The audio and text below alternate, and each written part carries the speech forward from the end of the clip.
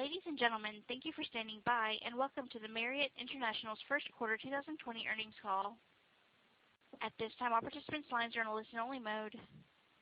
After the speaker's remarks, there will be a question-and-answer session. To ask a question during the session, you'll need to press star 1 on your telephone keypad. If you require any further assistance, please press star 0. I would now like to hand the comments over to your speaker today, Mr. Arne Sorensen. Please go ahead, sir. Good morning, everyone, and welcome to our first quarter 2020 conference call. I hope everyone and their families are safe and healthy during these unprecedented and challenging times. And I would like to send my deepest condolences to those of you who have lost friends or family because of COVID-19. Please know that our thoughts are with you.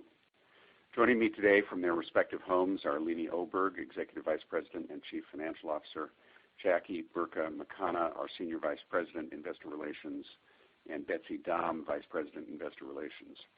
I believe this is the first time the Marriott team has not been together in the same room to host this call, and that includes an earnings call from China in 2018 and one during a blizzard in 2010. I want to remind everyone that many of our comments today are not historical facts and are considered forward-looking statements under federal securities laws. These statements are subject to numerous risks and uncertainties as described in our SEC filings, which could cause future results to differ materially from those expressed in or implied by our comments. Statements in our comments and in the press release we issued earlier today are effective only today and will not be updated as actual events unfold. Please also note that unless otherwise stated, our RevPAR and occupancy comments reflect system-wide constant currency and year-over-year changes and include hotels temporarily closed due to COVID-19. You can find our earnings release and reconciliations of all non-GAAP financial measures referred to in our remarks today on our Investor Relations website. Let me begin with what is clearly top of mind for all of you, how Marriott is navigating through the extraordinary and continually evolving worldwide impact of COVID-19. This is by far the most significant crisis ever to impact our business. For a company that is 92 years old and has weathered the Great Depression, World War II, and numerous natural disasters around the world, that is saying something. Well, the year generally got off to a great start. We saw sudden, sharp declines in occupancy associated with COVID-19, beginning in Greater China in January and then extending around the world. Occupancy continued to deteriorate in March and then stabilized in April, albeit at very low levels, everywhere except for Greater China, where trends are improving. RevPAR in April fell 90% worldwide and in North America as well. April system-wide occupancy was 12%, both worldwide and in North America. For the week ending May 2nd, worldwide occupancy was 15% and 20% when just looking at comparable hotels that were actually open. About 25% of our hotels worldwide are temporarily closed, with 16% of our North American portfolio temporarily closed. Europe is mostly shut down, with just over 3/4 of our hotels closed right now. To state the obvious, we are operating in a very challenging environment. However, the glimmer of good news is that overall, negative trends appear to have bottomed in most regions around the world. The resiliency of demand is evident in the improving trends in Greater China. New bookings continue to pick up, with demand driven primarily by domestic travelers. Occupancy levels in Greater China are currently just over 30%, up from the lows of under 10% in mid-February.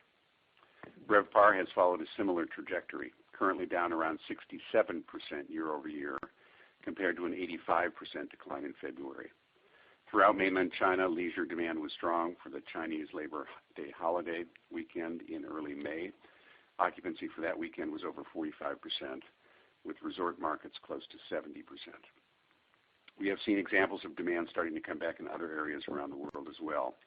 Last weekend, as some beaches reopened, the Ritz-Carlton Bacara in Santa Barbara and our hotels in Hilton Head, South Carolina, for example, were expected to reach approximately 50% occupancy based on reservations on the books. Limited service occupancy in the U.S. has increased a bit each week over the past few weeks, showing the most meaningful improvements in drive-to destinations. Local, state, and national governments are trying to manage the tightrope between containing COVID-19 and restarting their economies. There are likely to be some areas that start slower, some faster, and some that open in fits and starts. But our business should improve as restrictions are relaxed. On the development front, our pipeline increased slightly to a very healthy 516,000 rooms at the end of the first quarter. We opened over 14,000 rooms in the first quarter, and at quarter end, over 230,000 rooms in our pipeline, or around 45%, were under construction. We do expect some hotel openings will be delayed due to COVID-19 related supply chain issues or local restrictions on construction activity, but at this point we have not seen more deals than usual dropping out of the pipeline. The pace of new deal signings overall has slowed a bit as a result of the crisis, but we are encouraged by our current conversations with owners. Many continue to have a clear preference for our portfolio of brands, which posted worldwide RevPAR index gains of 330 basis points in the first 2 months of the year. Like us, many owners are taking a longer-term view on the market opportunity. In the first quarter, our Asia-Pacific region saw meaningful development activity with over 9,000 rooms signed, roughly 45% more than in the year-ago quarter. And we continue to see strong interest from owners in North America, even though they are not feeling a sense of urgency to get deals across the finish line. We canceled our North America monthly development deal approval meeting in March for the first time in more than a decade to pause and take stock of the environment given the dramatic pace at which COVID-19 was impacting the industry, but have now returned to our usual meeting cadence. We continue to do what we can do across all areas of our business to respond to the current environment. We have issued several updates on the numerous actions we have taken, which have focused on helping our associates, our guests, our hotel owners and franchisees, and the company itself manage through this situation. While no one can know exactly when and how demand will start to return in each part of the world, Marriott is ready. We have swiftly made significant short-term changes to our business and enhanced our liquidity position, while remaining focused on how to best position ourselves for the recovery and for growth over the longer term. As global trends have started to stabilize, teams across the company have been diligently monitoring various data points and developing a cross-discipline recovery plan. In addition to tracking the booking and cancellation information and macroeconomic indicators, we are also looking at data around COVID-19 testing and cases and government regulations, all with an eye towards ramping up our business in a thoughtful way as restrictions are lifted and market conditions improve. We are consulting with our owners to analyze potential market demand and hotel-level cash flow to help inform when and how to reopen their hotels. Region-specific marketing strategies are being developed that we plan to roll out in phases as different customer segments and levels of demand return. A key component of our marketing plans will be leveraging our powerful Marriott Bonvoy loyalty program and focusing on reaching our highly engaged member base in our many Marriott Bonvoy credit card holders. Throughout this crisis, we have continued to communicate with our loyalty members, including with special promotions on our co-brand credit cards in the U.S., such as our offer for 6 times points on groceries. We have also extended elite benefits, and today, to help spark demand, we will announce a new promotion to buy gift cards for future hotel stays at a 20% discount. In Greater China, our joint venture with Alibaba has been very helpful in rebuilding demand. A recent spring sale run by Alibaba's Fliggy travel site was very successful and generated terrific near-term bookings. Bookings from C-Trip have also grown significantly over the last few weeks and are up over 15% for the first week of May versus the same time last year. Another key component of our recovery plan is communicating with our guests and associates about our focus on health and safety and giving them the confidence they need to travel and stay with us. We recently announced enhanced global cleanliness guidelines focused on elevating cleanliness levels and hospitality norms to meet the health and safety challenges presented by the new environment. We are also working to reduce the frequency of contact between associates and guests by continuing to roll out programs such as mobile check-in, mobile key, and no contact room service. I want to take a moment to express my appreciation to our team of associates around the world. Amidst furloughs, reduced work weeks, temporary hotel closures, new cleaning requirements, and very lean operation staffing, they continue to inspire me every day. Their constant messages to me of hope and belief in Marriott remind me over and over that we are so fortunate to have the best team in the business. The recovery is not going to happen uniformly across all regions, and it is not going to occur overnight. It may take longer than any of us would like, and we will likely operate a bit differently going forward. But we have taken the steps necessary to position the company to manage through this crisis successfully, and travel will rebound. Our people, our solid financial footing, our 30 industry-leading brands, and our #1 Marriott Bonvoy loyalty program continue to point toward a brighter future. Before I turn the call over to Leeny, I want to share some organizational news. Dave Grissom, our current head of the Americas, has decided to step down from his position as Group President of the Americas in the first quarter of 2021 after a 36-year career with Marriott. Dave and I started talking about his potential retirement last year, but neither he nor I felt the time was right to finalize any retirement. As we moved into 2020 and increasingly turned toward questions around how we will rebuild our business and our company on the other side of COVID-19, it became obvious that we needed our new leaders to be fully engaged in this process. Dave will be with us through Q1, allowing for a smooth and thoughtful transition, but he will be missed by all of us, and we wish him all the best as he ventures into the next phase of his life. Dave, thank you for your extraordinary contributions to Marriott. Starting in 2021, we will remain organized in a continent structure, but our global lodging business will be consolidated under two fantastic veteran leaders. William Brown, the current head of EMEA, will oversee North America, and Craig Smith, our current head of Asia Pacific, will oversee all international regions outside of North America.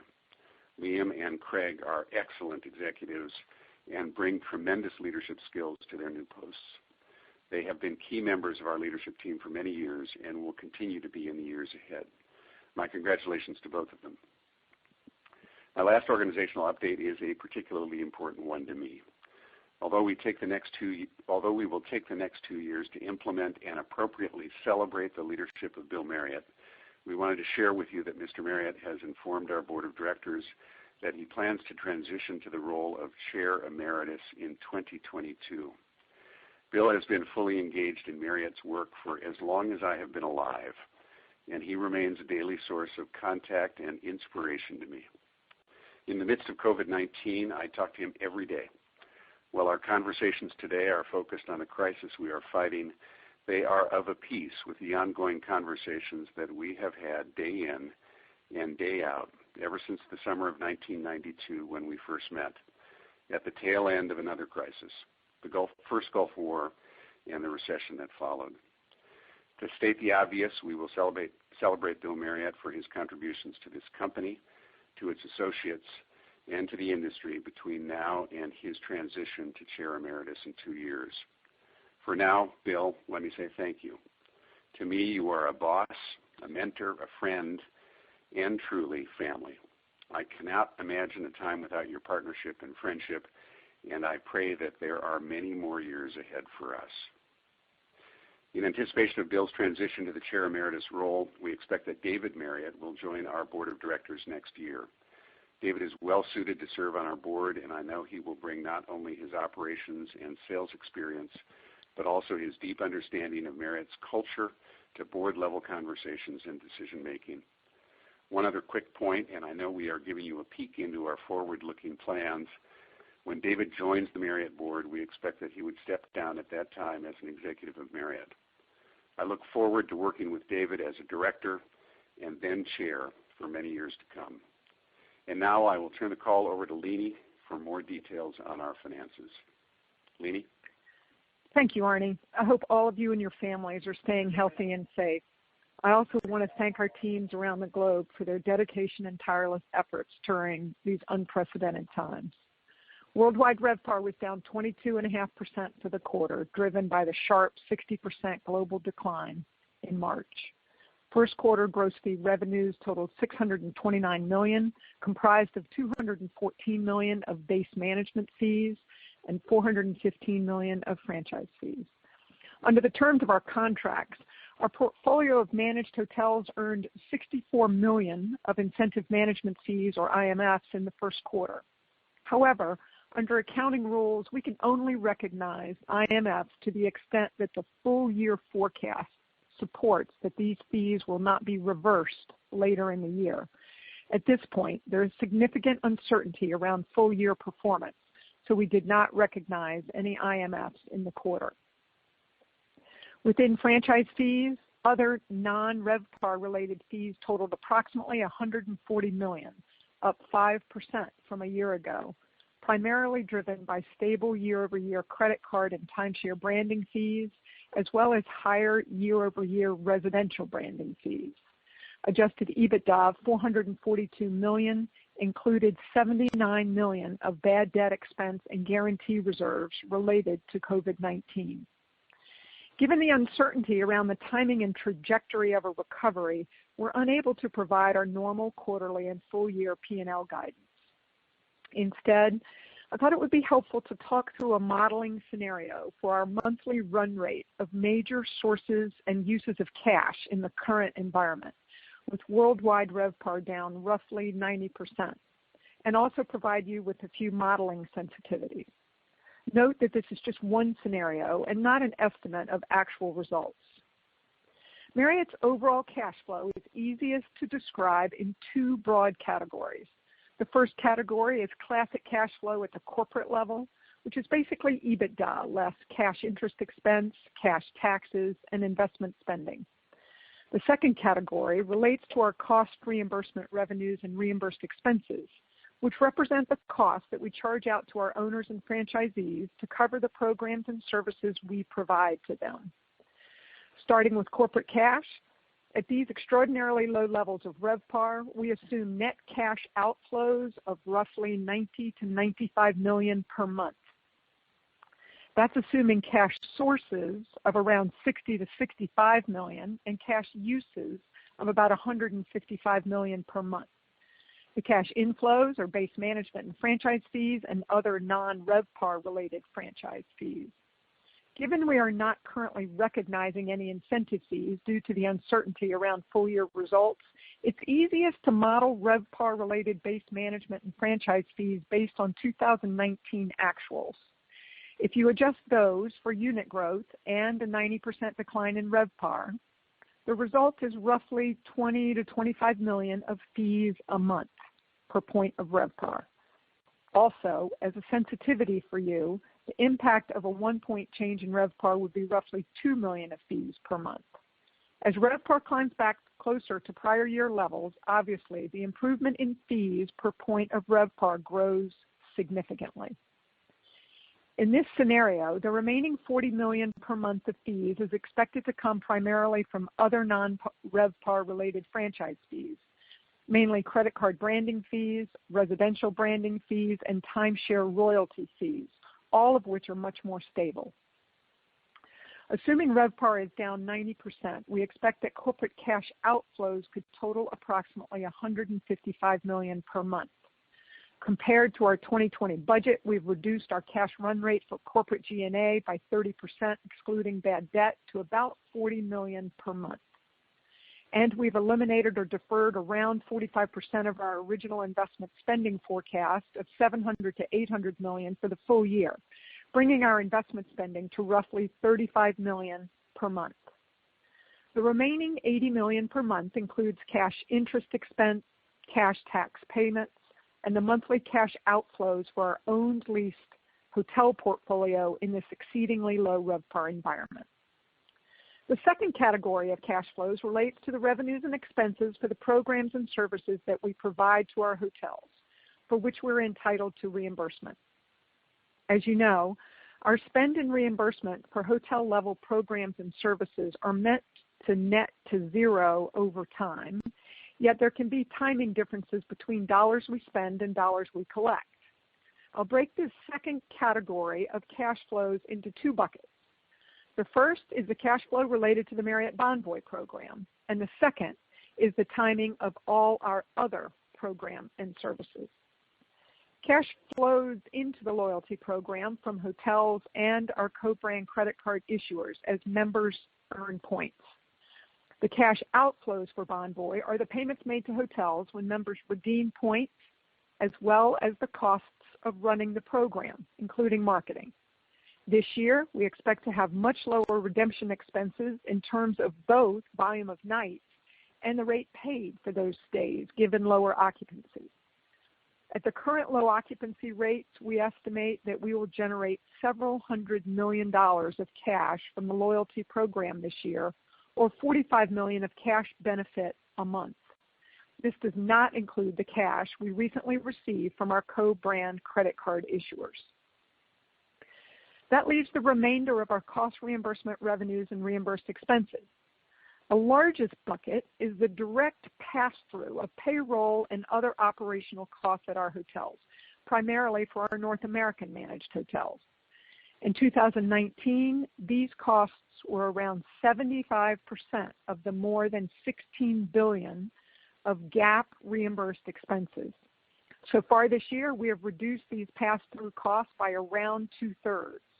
These expenses are generally repaid to us within days, and in 2019, managed owners reimbursed us with very little exception or delay. At this point, a very small fraction of these managed hotels are delayed in paying us. Apart from these hotel-level costs and loyalty, the remaining reimbursed expenses in 2019 supported mandatory programs and services we provide to our hotels. They cover brand sales and marketing funds, our reservation system, property management systems, and the like. About 2/3 of the amounts charged to hotels to cover these costs, which are also included in cost reimbursement revenues, vary based on hotel-level revenues or program usage, with the remaining being a fixed charge per hotel or per key. That lines up well with our cost to provide these services, which are also about 2/3 variable and 1/3 fixed. With the significant cost cuts and changes we've implemented in this low RevPAR environment, we believe that the cost reimbursement revenues due would cover our reimbursed expenses. But there could be some cash timing mismatch given the systems fee discount and payment deferral we provided for April and May, as well as owners and franchisees extending their payables a bit. In this very low demand scenario, we could see roughly $100 million a month of higher working capital usage before considering the loyalty cash inflows. The net cash outflow for all programs and services, including the positive cash flow from loyalty, could be around $55 million a month, which brings the total company cash use to roughly $145 to $150 million a month. It's worth noting that in April, despite the 90% decline in RevPAR, the company's cash burn rate was significantly better than that estimate.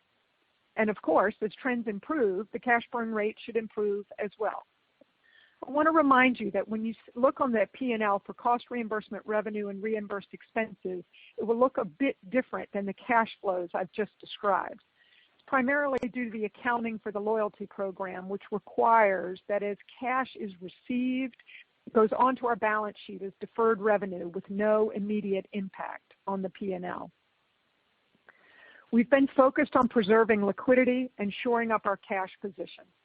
In mid-April, we issued $1.6 billion of 5-year senior notes, and last week we raised another $920 million through amendments to our co-brand credit card deals.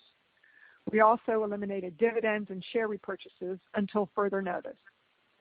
Our current cash and cash equivalent amount on hand is around $3.9 billion. If you add to that cash the undrawn capacity on our revolver of $1.3 billion, which we paid back on May 1st, and deduct around $900 million of commercial paper currently outstanding, our net liquidity today is roughly $4.3 billion.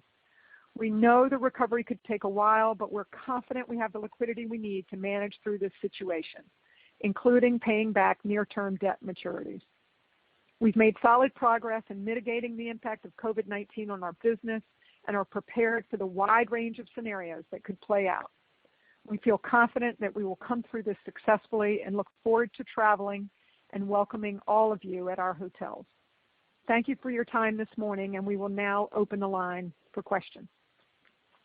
Thank you. The floor is now open for your questions.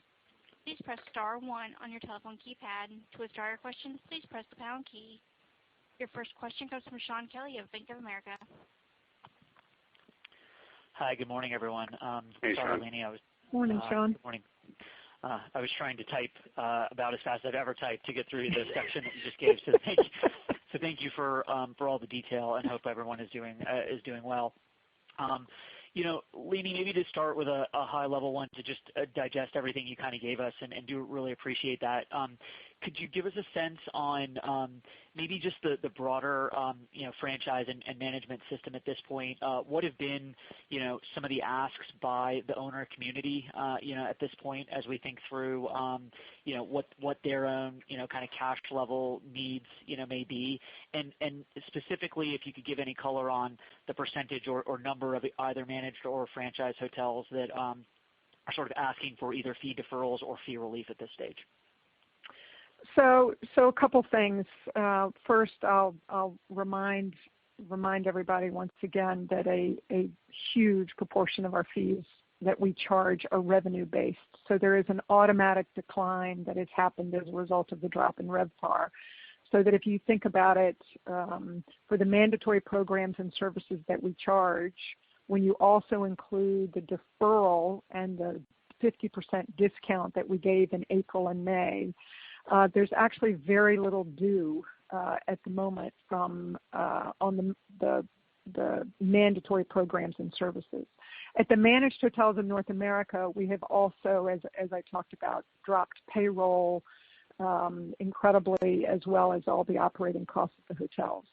So of course, you do have owners, just as we too are thinking about how we are managing our payables. Everybody's trying to manage their cash as best they can. But I will say our owners and franchisees are paying their bills.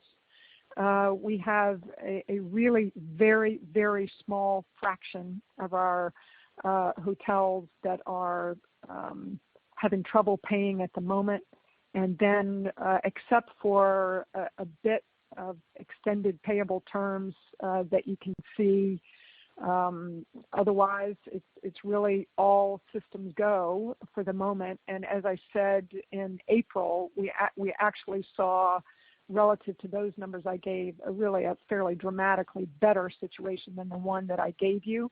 But we wanted you to have the benefit of our cash planning so that we are making sure that no matter the situation that we're able to manage through it. Thank you very much. Your next question comes from the line of Joe Greff of J.P. Morgan. Good morning, everybody.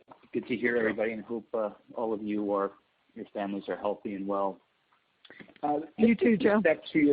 Thanks. Just with respect to your hotel owners, do you have a sense in North America how many of them access federal loans, relief programs?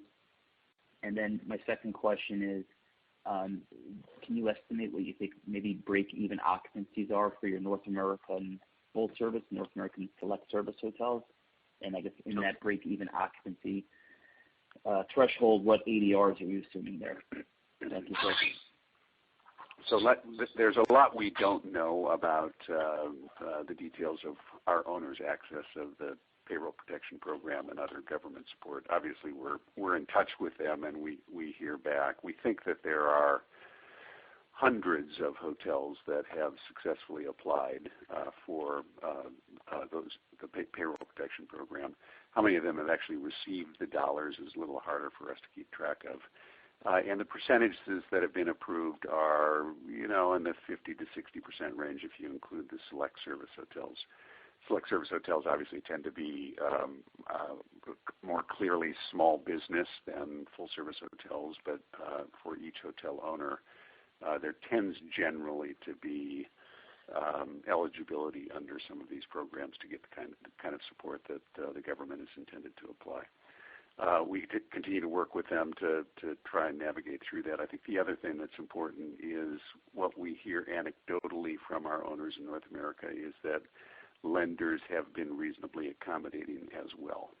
And so you put those things together, and then you put the collaboration that Leeny has just described between Marriott and our owners, which includes very much our cutting above property costs, including costs of programs that are paid for by the system, and then work at deferring brand standards and initiatives and working to tap, defer FF&E spending and to tap FF&E dollars and those sorts of things. And generally, we think there's pressure all around. We think overwhelmingly that the system is surviving so far. Obviously, it'll get tougher the longer it lasts, but we do think we're at bottom and think we're likely to see some release in pressure as we go forward as demand incrementally begins to return. The break-even occupancy question is an interesting one. In a way, you could look at our portfolio in the United States and remember April RevPAR down roughly 90%, and say, well, why are only 16% of the hotels closed? Because it's got at those sorts of numbers, there are many more hotels that are losing dollars than that are closed, and that's true.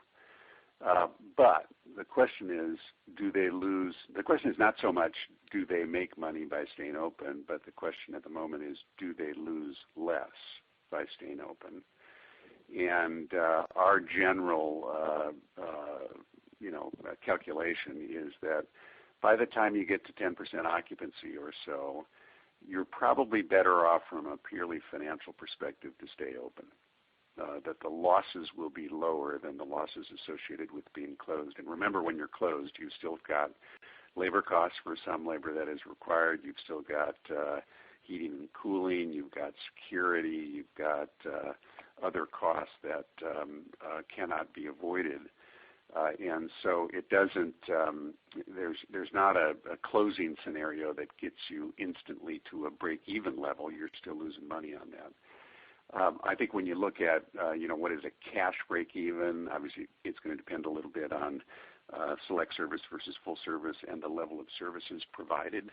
The level of services provided in hotels with light occupancy today is less than the level of services that were provided before COVID-19 showed up. Think about food and beverage as an example, which is likely to be significantly truncated today compared to what it was just a few months ago.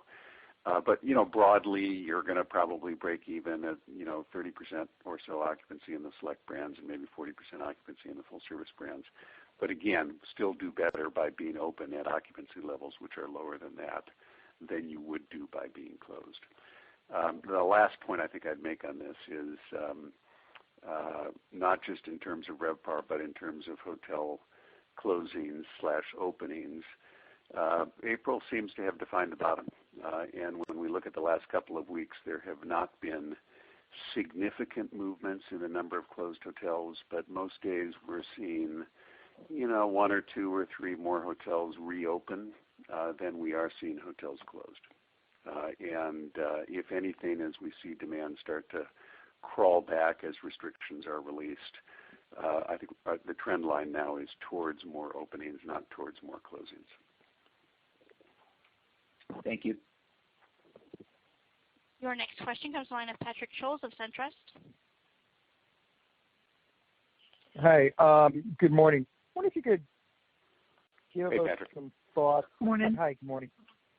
Some thoughts about the potential recovery. Do you see at this point groups returning in the back half of the year?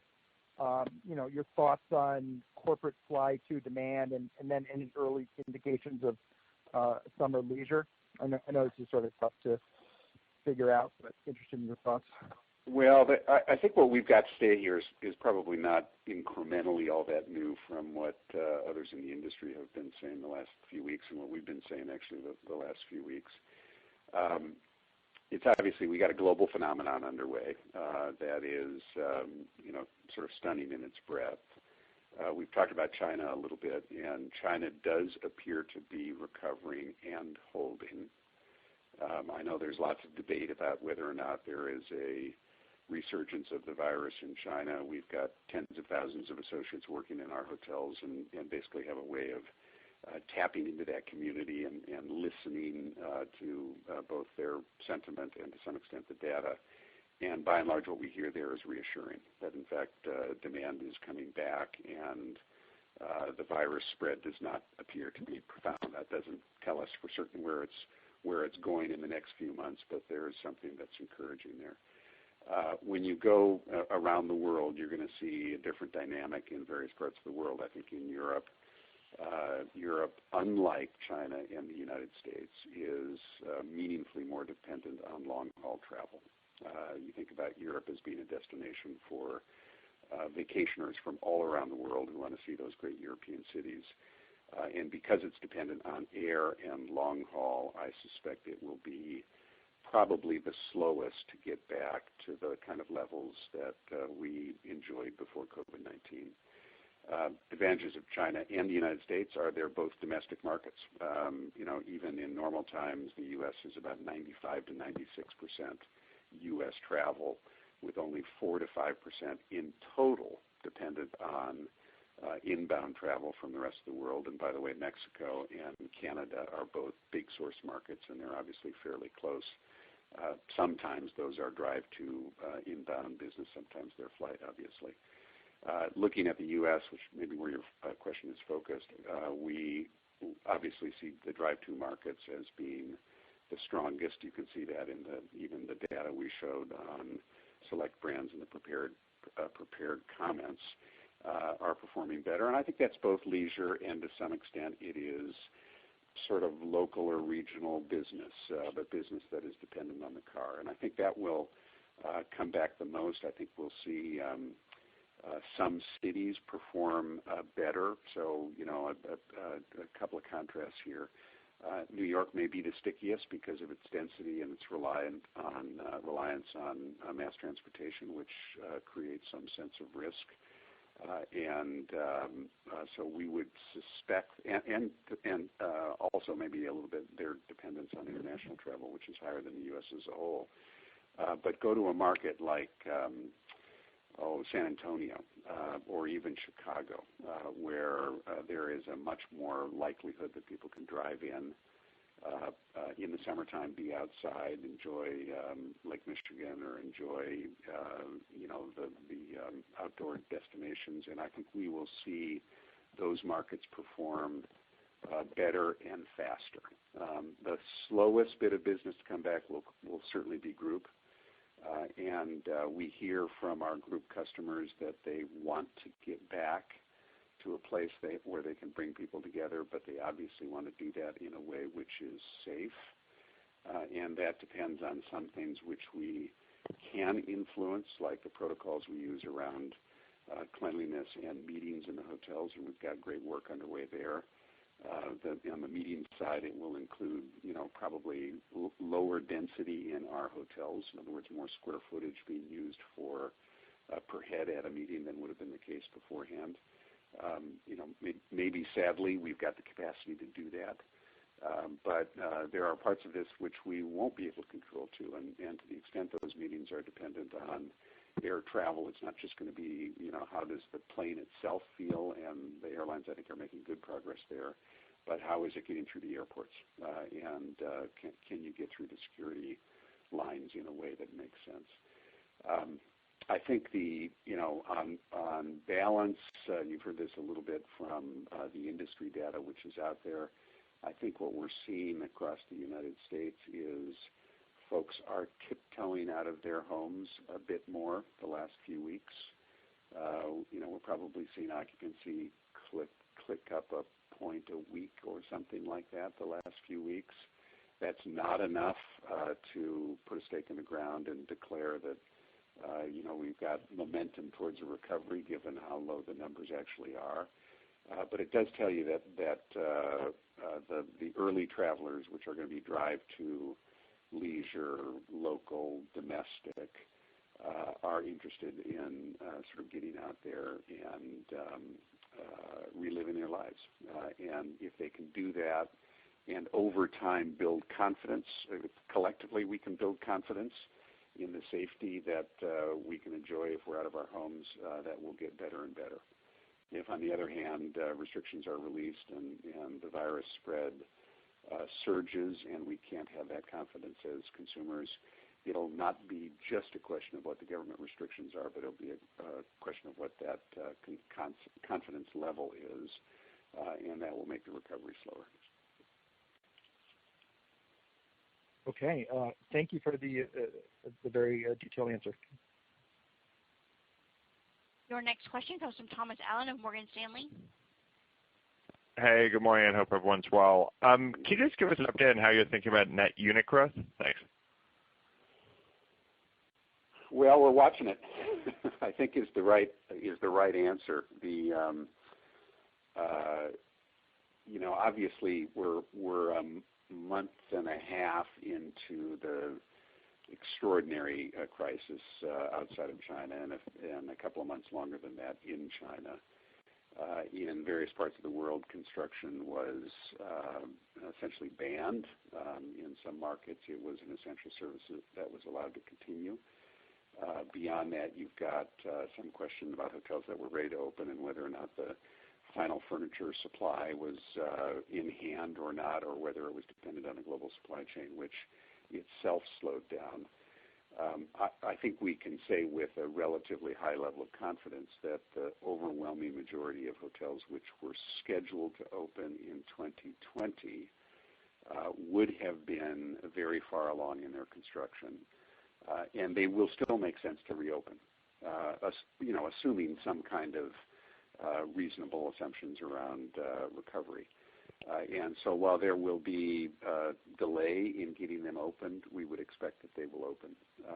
Whether that delay is a number of months or a number of quarters probably will depend a little bit on those supply chain dynamics, construction restrictions, which by and large have been released. I mean, I think California banned construction for a period of time, and I think construction is now back on in California.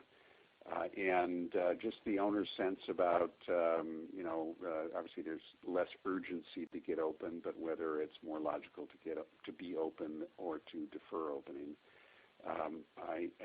It is likely we will have fewer new hotel openings than we assumed before COVID-19 in 2020. Whether that's down by half or down by a quarter, we'll have to watch and see. I think it's still way too early to identify. I do think that most of the hotels that were scheduled to open in 2020 will ultimately open into our system. And the same, I think, can be said for certainly most of the first half of 2021 openings as well. Thank you. Your next question comes from the line of Smedes Rose of Citi. Hi, thank you. Hi. I wanted to ask you guys and others have made pronouncements around what cleaning will look like in hotels in kind of a post-COVID world as you reopen. How do you think about just the overall labor costs at a hotel going forward? Do you think that they'll ultimately stay about the same, or do you see significant increases or decreases from here? Well, it's going to be very interesting, I think, to watch it. I think in the early stages, obviously, we're going to have less F&B service, for example. I think we're likely to have either fewer restaurants open, fewer meetings and the staffing that's associated with meetings. Probably a difference in the approach to buffets and some of those sorts of things. So I suspect in the early quarters it's going to be more grab and go and prepackaged material. Vary a little bit, obviously, by segment and by market around the world. But I think those things would generally tell you that for the balance of 2020, labor costs as a percentage of revenues are probably likely to be lower. I think when you look longer term, it's going to be interesting. Certainly in the first stage, we would expect that digital check-in, think about using your phone as a key or checking in at a kiosk, will be important both to protect associates and to protect guests. I think there will be relatively greater effort in housekeeping between guests than there was before to make sure that those rooms are virus-free to the extent we can be certain of that. I suspect there could be relatively less services provided during stay, however, and those things may offset each other a little bit. But obviously, we'll work our way through that in the best case we can. Long-winded way of saying, I think in the near term, certainly labor costs will be less, and obviously we'll be looking longer term at making sure that we meet what our guests' expectations are, and that the services provided are the services that are needed by our guests, and also making sure that our owners get back to a place where their investments make sense and where their financial well-being is good for the long term. Okay, thank you. Can I just ask you one more too? I mean, do you think, I guess particularly in North America, as maybe some owners struggle to get reopened or maybe have difficulty working with their banks, I mean, does Marriott, would you see more of a lending capacity or potentially putting out guarantees for debt to some of the owners maybe on a short-term basis, or is that sort of not on the table right now? Leeny, you got that? Yeah, I do. I think, as you know, we typically really use our capital to propel our growth. Now, we do, obviously, from time to time, we'll work with an owner in a specific situation, particularly when there's reinvestment going into a property, as we have done with Host, for example. But I think, broadly speaking, we have reimbursables. We expect to get paid. We provide those programs and services, and the owners have an obligation to pay us. So while there is an ongoing dialogue, and we certainly, as you've seen from all of our efforts to reduce our costs as well as to defer the payment of some mandatory required fees, been wanting to be understanding about the situation. But at the same time, I would not expect to see that we would be doing extensive either guarantees or loans to deal with this. Thank you. Your next question comes from the line of Harry Curtis of Instinet. Hi, Leeny, just a quick follow-up on that question. As you think about your development going forward, does this crisis really change the way that you approach key money and mezz loans, given the reserve that you've not the reserve, but the impairment charge that you took today? So first of all, on the impairment charge, if you think about the biggest chunks of the impairment charge today, two of them were related to leases. They are leases that have been around, and as you know, with the lease accounting change, we have these assets on our books called right-of-use assets that extend over the life of the lease. So frankly, they really don't relate to the classic sort of giving of key money, with that. And frankly, there was one impairment charge that we took this quarter that we mentioned, the $14 million, that's on a very large portfolio of limited service hotels. And as part of that transaction, there was an agreement by the owner to spend hundreds of millions of dollars to reinvent those properties. So quite frankly, still a transaction that within the broader scheme of keeping up our portfolio and making them competitive make a ton of sense. Now, I think in general, as you think about what we have to invest in our pipeline, it's actually fairly small. It tends to be that on the more complex, higher-end projects that we at the margin are going to have a little bit more capital in than if it's on a kind of small price limited service hotel. But I think fundamentally we still view that the way that we approach investing in deals to be appropriate. Now, at the same time, I will say we are obviously cognizant of kind of where we are from a liquidity standpoint, as well as rebuilding the business over the next few years. So when we think about, for example, our restrictions that we have put into our revolver covenant waiver, we're obviously going to keep very close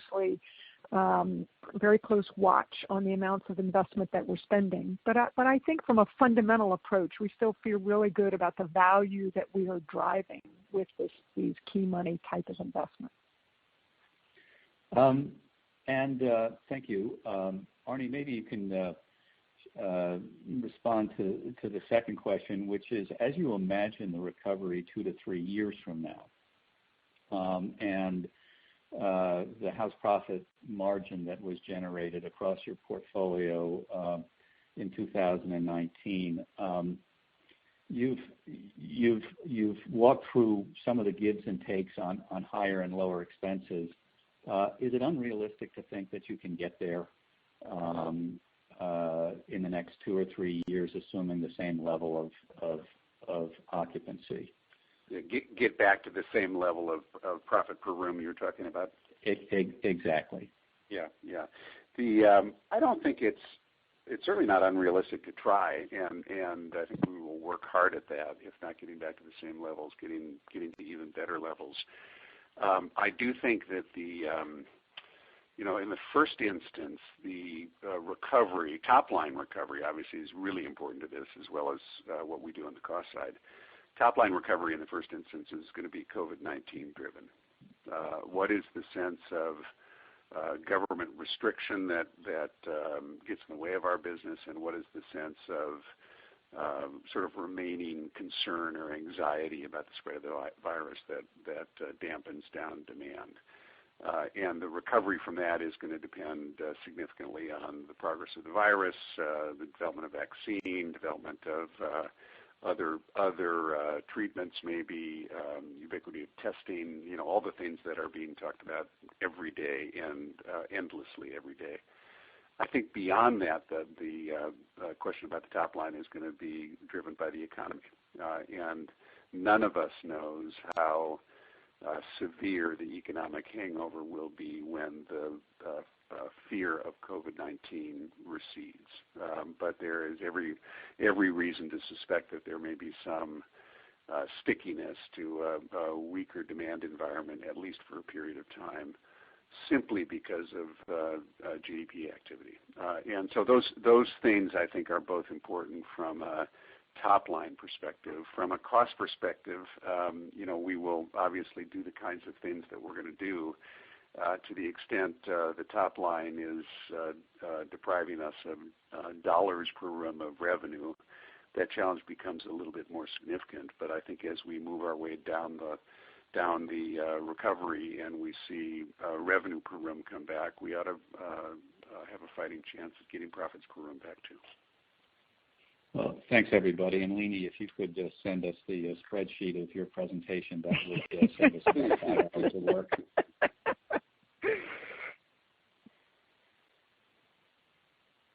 Your next question comes to the line of Anthony Powell of Barclays. Hi, hello. Good morning, everyone. Good morning. Morning, Anthony. Morning. Question on, supply growth. So do you expect this event to have an impact on how lenders approach construction financing? Do you expect them to maybe require more equity and require more cash reserves? And could that be kind of a long-term headwind to new construction over time? I'll start, and then Arnie, feel free to add on. So I think first of all, let's talk about what's already under construction.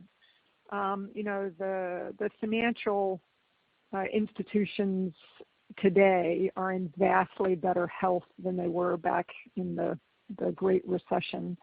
And as Arnie was saying earlier, these deals still make sense. They're under construction. There's no reason to think that they won't get finished as the final supplies are delivered and they have the ability to open.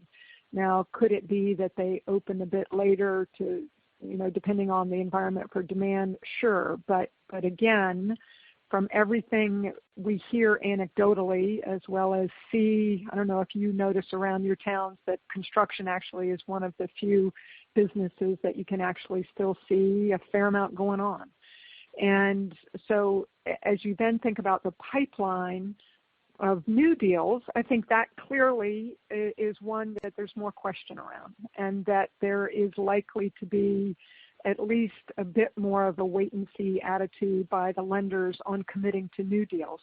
However, the one thing I will say is that as you think about if they are going to lend, who they're going to lend to, it is kind of classically been the case that the stronger brands get the financing when deals are getting done. And I would expect with all that you've heard around what we're doing related to cleanliness and making sure that the guests know the standards that they can expect our hotels to have when they come, that will continue to be one of the strong points that our brands have when a developer goes to consider getting a loan. And the other thing I'll say is our conversations that our developers are having continue apace.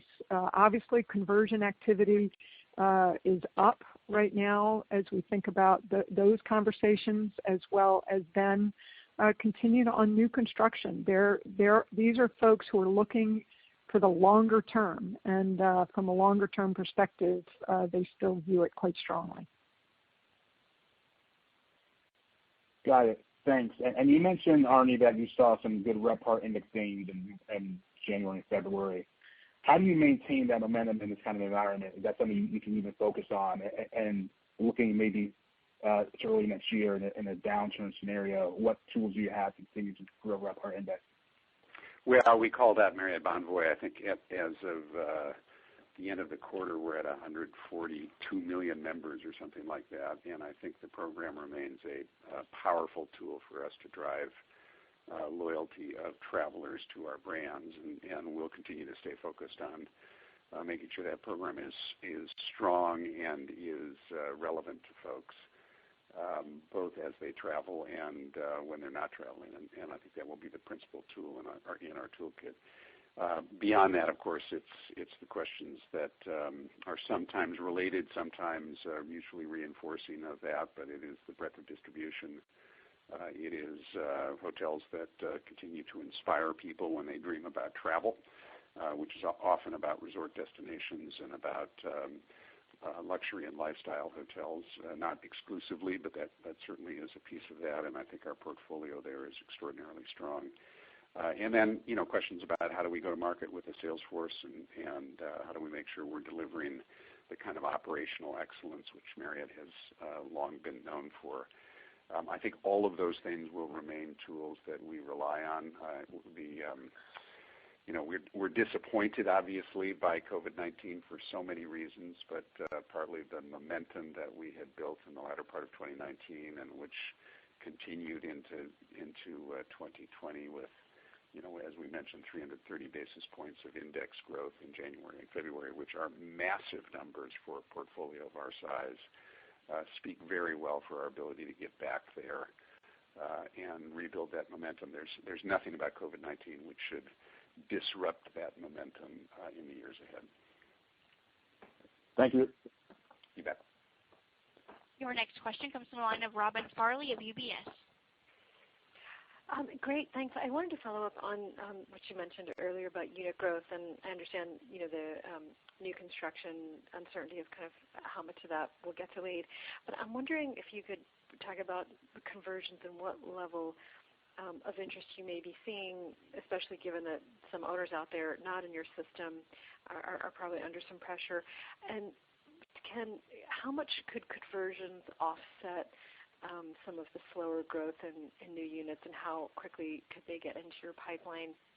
And then just as a point of comparison on the same topic, if you could tell us a little bit more about how in the last downturn that may have, it seems like conversions obviously uptick in a downturn, and how much did that offset changes and maybe what your decline in new unit growth? Thanks.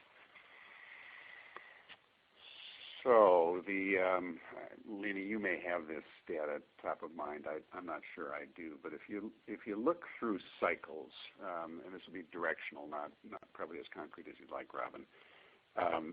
In a weaker environment, conversions go up. They go up for us. They go up for the stronger brands because not every hotel can perform as well in the weaker environment. And so we're already seeing conversations pop up where folks are looking at, oh my goodness, how do I get this hotel reopened? And don't I need a pipeline of customers and a loyalty program today more than I needed one 6 months ago or 3 months ago? And so all of that will help. I think at the same time, it's fair to say that while conversions step up in the weaker environment, new builds step down, and they probably step down at least as much as the conversions step up. And so we would, if you look at 2010, 11, 12, the hotels that were under construction before the Great Recession continued to open into our system, but we had not signed new hotels in 9 and 10 at the kind of pace that we had before the Great Recession hit. And so we end up with a percentage unit growth, even with the benefit of conversions, which is certainly not higher than what we would have had before, and if my recollection serves, would on average have been a little bit lower. I think when we look now into the next period of time, I think our brands are stronger. I think the portfolio is stronger. I think the momentum with the loyalty program and our index numbers are stronger, all of which will bode well for conversion activity, as, by the way, is the depth of the decline in performance of the industry as a whole, which gives that much more motivation, I think, for owners to move. At the same time, as Lenny has just gone through, I think we're going to see that while the banks are much stronger than they've been in the prior crises, they will inevitably pause and either require more equity or see whether or not we can get more clarity before they're going to provide the kind of financing commitments that they were providing before COVID-19 hit. Put all those things together, and I suspect we'll find opportunities here, but we will be less likely to be seeing an increase near term in net rooms openings into our system than a decrease. Lenny, you disagree? No, I totally agree. The only thing I'll add, Robin, is one of the differences between now and the Great Recession is our strong portfolio of soft brands, and frankly, the interest that we're seeing in those brands around the world. So the conversion vehicles that we have now as compared to 12 years ago, I do think are meaningfully stronger, which I think is helpful.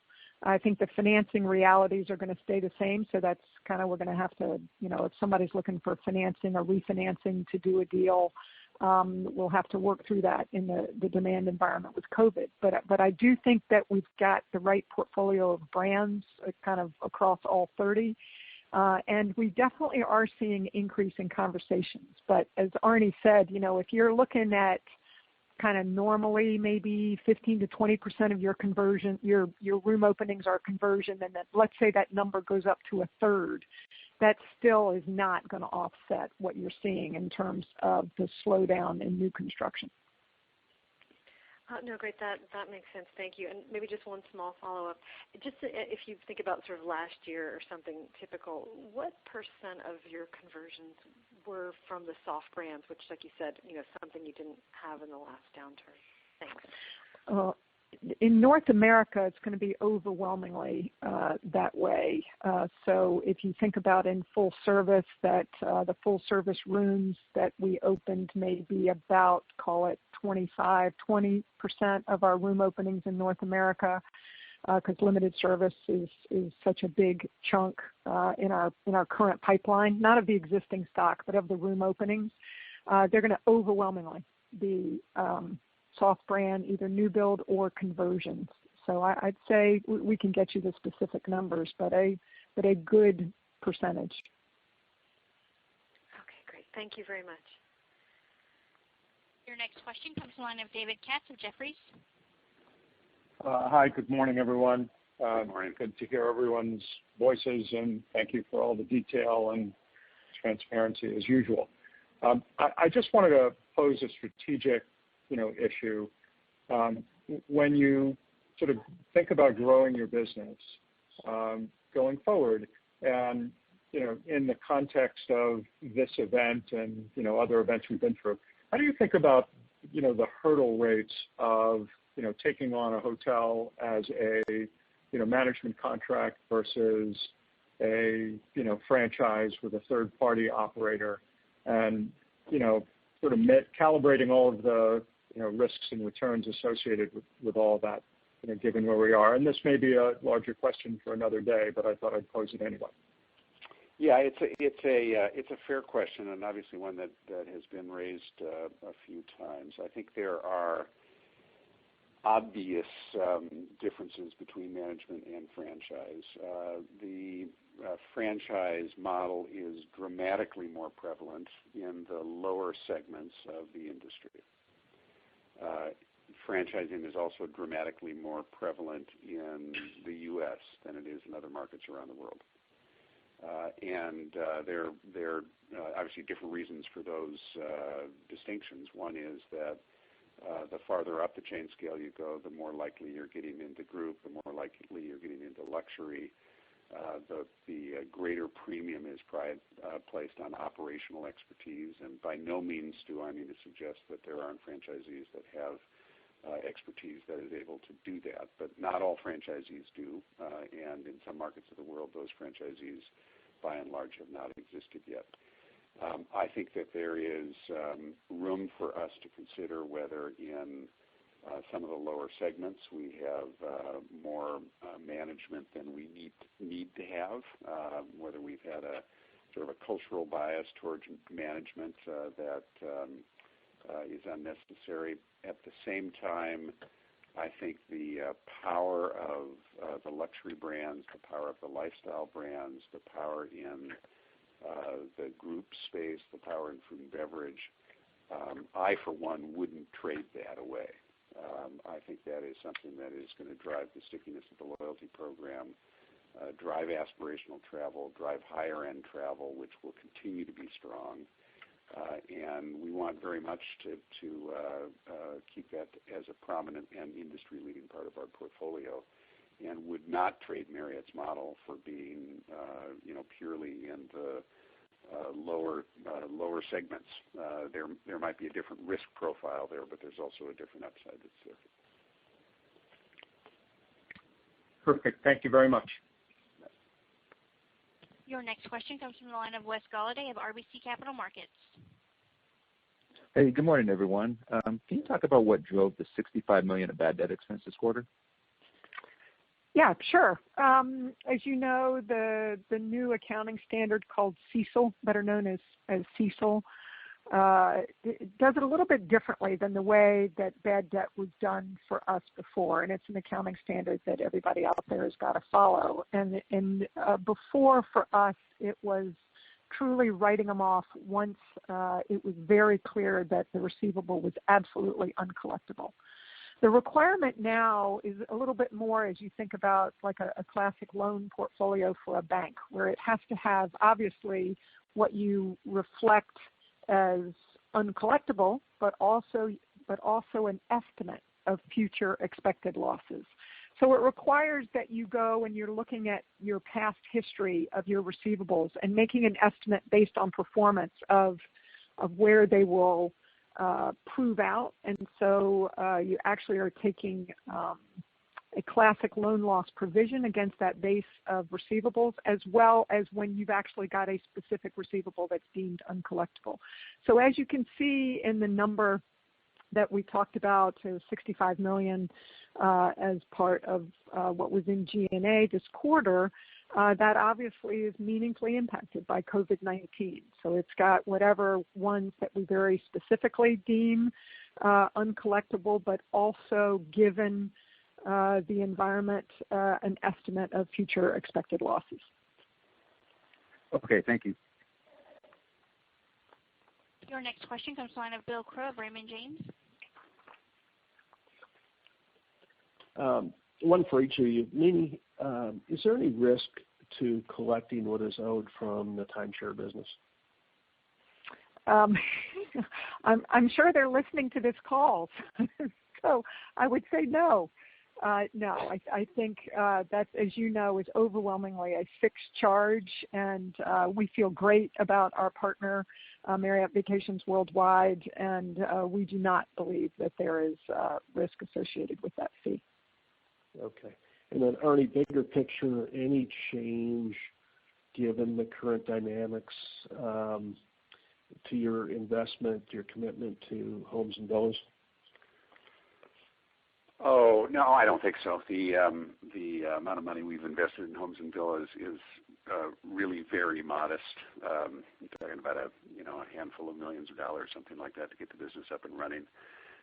And I think the way we've positioned that business, which is the higher end of the home sharing space, sort of skewing towards whole home and luxury, which is quite different from traditional hotel product.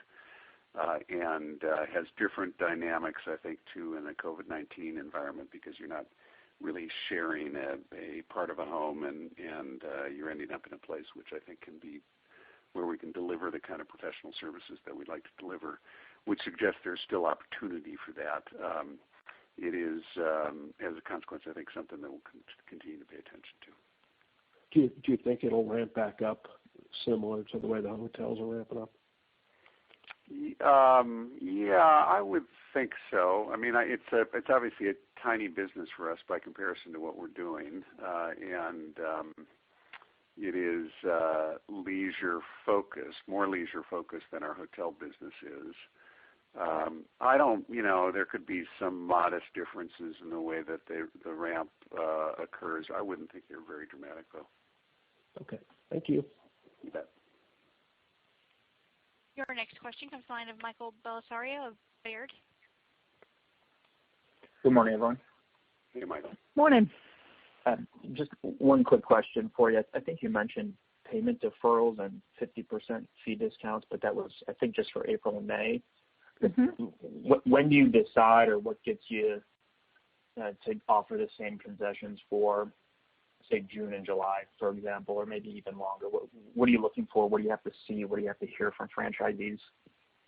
Well, I think as I talked about before, we've done a remarkable job of being able to reduce our costs down to this level where we were able to offer this and still feel like we'll be able to recoup our expenses in providing these kind of basic mandatory programs and services. So I don't expect at this point that we would be looking at offering a further discount.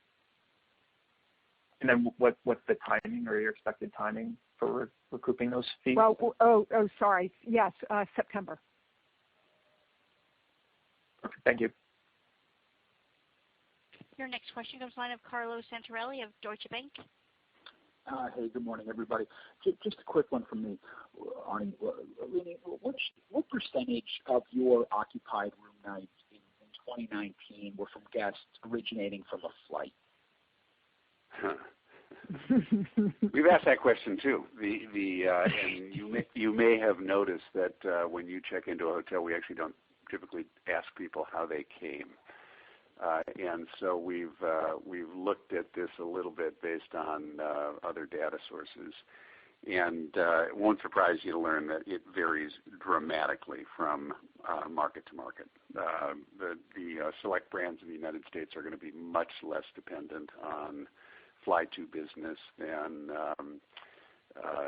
some markets where basically you can't get there unless you fly. Think about the Canary Islands as an example.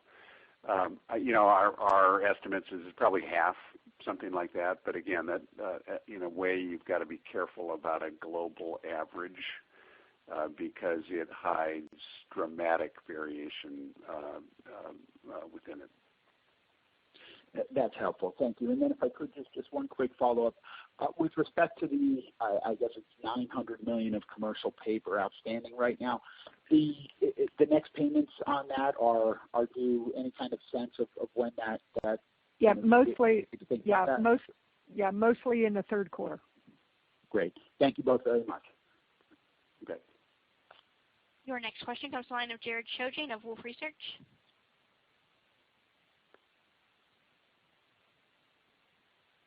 Can you tell me what percentage of your pipeline is under contract or approved but has not yet begun construction?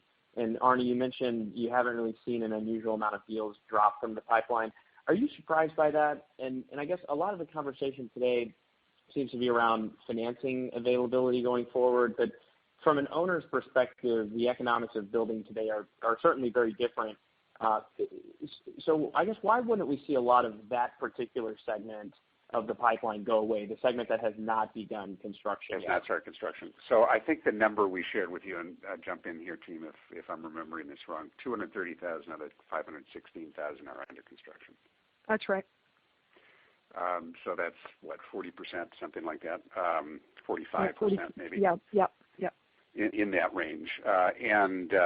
So that's the concrete number we can give you. I think the what happens with this the balance that are not under construction over the course of the next couple of years, there's a few things to bear in mind here.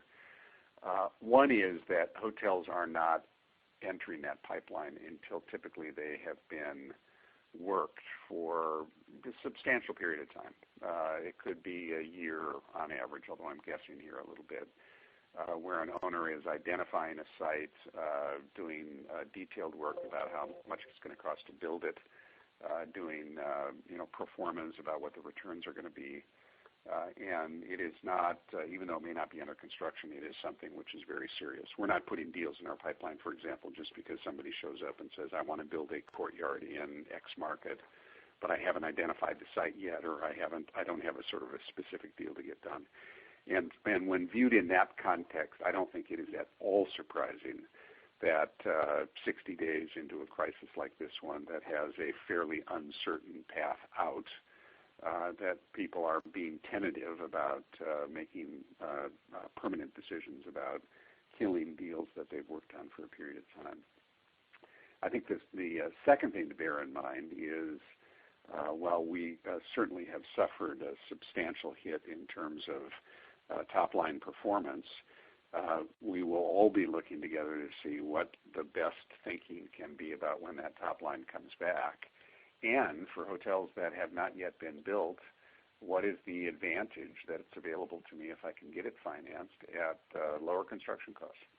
And if I'm not open, and I'm not going to be open for the 2 or 3 years that I need to be under construction, which may coincide with the weaker demand environment and also the weaker construction environment, my deal actually may be a decent deal, and I may decide to pursue it. I probably won't accelerate my construction until I get smarter about thinking that through. But there will be upsides as well as downsides associated with this weakness for projects that are not yet under construction. Oh, okay, thank you. Just a point of clarification, if I may. So you did give the number 45% that's under construction, but is that other 55%, is some of that conversions, or are you saying that all that 55% is just a I can give you that. So roughly 16,000 are pending conversion. And then as we said in the press release, about 24,000 are approved but not yet signed. All the rest are new build pending construction starts. Got it. Thank you very much. Call it roughly 240,000, broadly speaking. Thank you. Your next question comes to the line of Richard Clark of Bernstein. Hi, a couple of questions, one for each of you again, I believe. So the first one is just your view on rate. You talked about offering a 20% discount for prepaid vouchers, but your rate was down just 1% in the last quarter on the hotels where you control it. So just how much are you willing to flex the rate to drive incremental demand? Well, I think we'll watch that. Obviously, we want to make sure that we're not dropping rate to chase demand, which is not there, and that obviously does nothing for us. At the same time, we compete in an industry which is highly distributed in terms of its pricing, and this is one of the challenges that we bear perpetually. People view us as, you're the largest hotel company in the world. doesn't that give you pricing power? Well, the fact of the matter is, even as the largest hotel company in the world, we've only got, what's our global distribution, leaning 14%, 15%, something like that, of all rooms in the world. And a significant number of those 7% globally. 16% North America, 16%, but 3% outside of the world. And many of those rooms are priced by our franchisees, not priced by Marriott. And so we're not going to push rates down by any means. We're going to do everything we can to make sure that we're maintaining pricing power. But there will be price competition in our industry too, as we try and get demand energized and coming back into the system. And we'll do the best we can, making the kinds of judgments that need to be made. And just a quick follow-up, if I may, just the comment on incentive fees. You booked none this quarter, despite receiving some. Just whether I can understand how and under what process would you refund the incentive fees you receive, and what assumptions are you making to book none in the first quarter?